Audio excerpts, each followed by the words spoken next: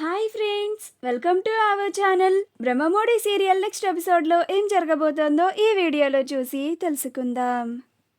కోమాల నుంచి బయటికి వచ్చిన సీతారామయ్య అసలేం జరిగింది అని తెలుసుకోవడానికి ఈ వీడియోని స్కిప్ చేయకుండా ఎండ్ వరకు చూసేయండి. స్వప్నకి నొప్పులు రావడంతో అపర్ణ, ధాన్యలక్ష్మి, ప్రకాశం, సుభాష్లు నలుగురు కలిసి స్వప్నని హాస్పిటల్కి తీసుకెళ్తారు. ఆ తర్వాత స్వప్న 12 ఆడబిడ్డకి జన్మనిస్తుంది. అప్పుడు అపర్ణ వెంటనే కావ్యకి కాల్ చేస్తుంది. అప్పుడు కావ్య, హలో అత్తయ్య చెప్పండి అని అంటుంది. అప్పుడు అపర్ణ, కావ్య నువ్వు పిన్నివి కాబోతున్నావు అని అంటుంది.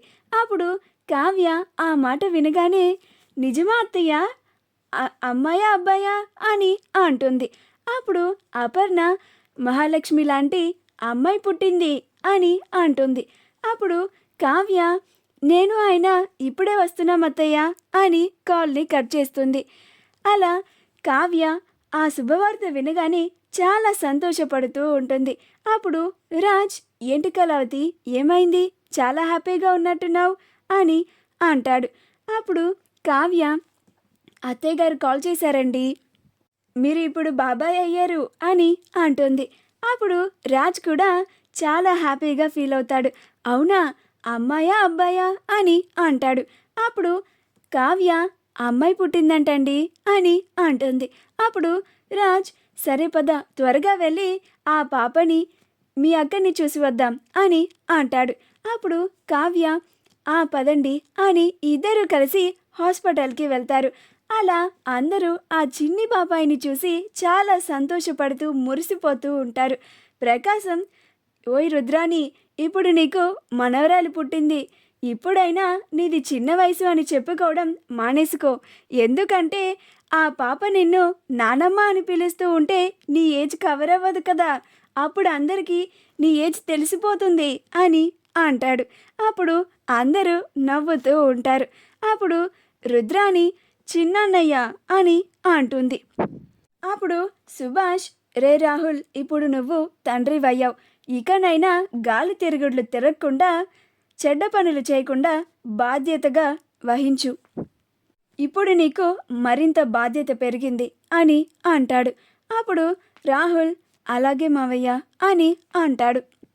కనకమూర్తిలు కూడా ఇద్దరు అమ్మమ్మ తాతయ్యలు అయ్యారు అని చాలా సంతోషంగా స్వప్నని చూడడానికి హాస్పిటల్కి వస్తారు. అలా ఆ చిన్ని బుజ్జాయిని పట్టుకొని అందరూ చాలా సంతోషపడుతూ మురిసిపోతూ ఉంటారు. కావ్య కళ్యాణ్కి కాల్ చేసి, కవిగారు, ఇప్పుడు మీరు ఓన్లీ కవిగారు మాత్రమే కాదు, బాబాయ్ కూడా అయ్యారు అని అంటుంది. అప్పుడు కళ్యాణ్, ఏంటి వదినా, ఏం చెప్తున్నారు మీరు, నాకు సరిగ్గా అర్థం కావడం లేదు అని అంటాడు. అప్పుడు కావ్య, మా స్వప్నకకి డెలివరీ అయింది కవిగారు, మా స్వప్నకకి పాప పుట్టింది అని అంటుంది. అప్పుడు కళ్యాణ్, అవునా వదినా, చాలా మంచి శుభవార్త చెప్పారు, నేను ఇప్పుడే హాస్పిటల్కి వస్తున్నాను అని కాల్ని కట్ చేసి కళ్యాణ్ హాస్పిటల్కి బయలుదేరుతాడు. అలా కళ్యాణ్ హాస్పిటల్కి చేరుకోగానే, ఏది నా కూతురెక్కడా అని అనుకుంటూ పాప దగ్గరికి వెళ్ళి పాపని ఎత్తుకుంటాడు. అప్పుడు కావ్య, పాప అచ్చం మా అక్కలానే ఉంది కదా కవిగారు అని అంటుంది. అప్పుడు స్వప్న నవ్వుతూ ఉంటుంది. అలా అందరూ చాలా సంతోషంగా ఉంటారు. రాజ్ కావ్యలు ఇద్దరు పాపని చూసిన తర్వాత స్వప్నని పలకరించి మళ్ళీ తిరిగి ఆఫీస్కి వెళ్ళిపోతారు. మిగిలిన వాళ్ళంతా స్వప్న దగ్గరే హాస్పిటల్లో ఉంటారు. కాసేపటికి అందరూ ఇందిరాదేవిని ఇంటికి పంపించేస్తారు. ఇందిరాదేవి దగ్గర ఇంట్లో రాజ్ కావ్యలు ఇద్దరు తోడుగా ఉంటారు. రాజ్ కావ్యలు ఇద్దరు వాళ్ళ ఆఫీస్ పనిని పూర్తి చేసుకున్న తర్వాత తిరిగి ఇంటికి వస్తారు. అలా 2 రోజులు గడుస్తుంది. సుభాష్ డాక్టర్ గారి దగ్గరికి వెళ్ళి, మా స్వప్నని ఎప్పుడు డిశ్చార్జ్ చేస్తారు అని అడుగుతాడు. అప్పుడు వాళ్ళు, ఈరోజే డిశ్చార్జ్ చేస్తున్నాం సార్ అని అంటారు. ఫార్మాలిటీస్ అన్నీ కంప్లీట్ చేసుకోండి అని చెప్తారు. అలా సుభాష్ ఫార్మాలిటీస్ అన్నిటినీ చూసుకున్న తర్వాత బిల్ పే చేసిన తర్వాత స్వప్నని, ఆ చిన్ని పాపని తీసుకొని అందరూ ఇంటికి వస్తారు. అప్పుడు అందరూ వస్తూ ఉంటే కావ్య, ఆగండి ఆగండి, నా కూతురి ఇంటికి మొట్టమొదటిసారి ఈ ఇంట్లో అడుగు పెట్టబోతోంది. దిష్టి తీయాలి కదా, హారతి ఇవ్వాలి కదా అని స్వప్నకి పాపకి ఇద్దరికి కలిపి హారతిని ఇస్తుంది. ఆ తర్వాత ఇప్పుడు లోపలికి రా అక్క అని అంటోంది. అలా స్వప్న తన బిడ్డని తీసుకొని ఇంటిలోకి అడుగు పెడుతుంది. అలా అందరూ చాలా సంతోషంగా ఉంటారు. అది అంతా కన్నుల పండగలాగా ఉంటుంది. అలా అందరూ హాల్లోనే ఉన్నప్పుడు రాజ్కి కాల్ వస్తుంది.